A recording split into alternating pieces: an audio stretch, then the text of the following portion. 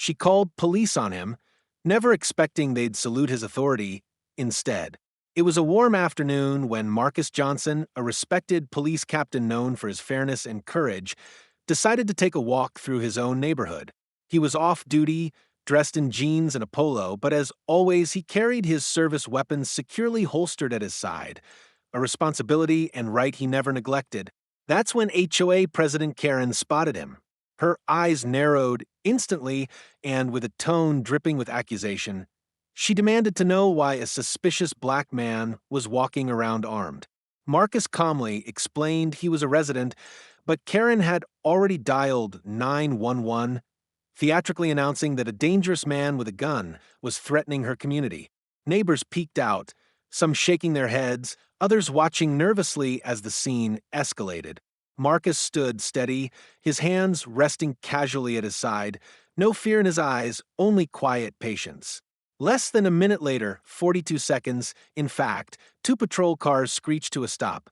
Officers jumped out, hands ready, but the moment their eyes locked on Marcus, everything changed.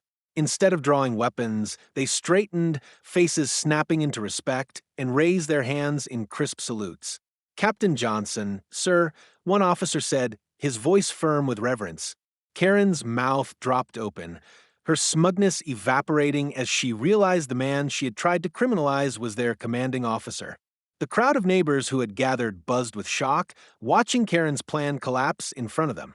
Marcus didn't shout, didn't gloat. He simply nodded to his officers, calmly instructing them to log the incident as a false report.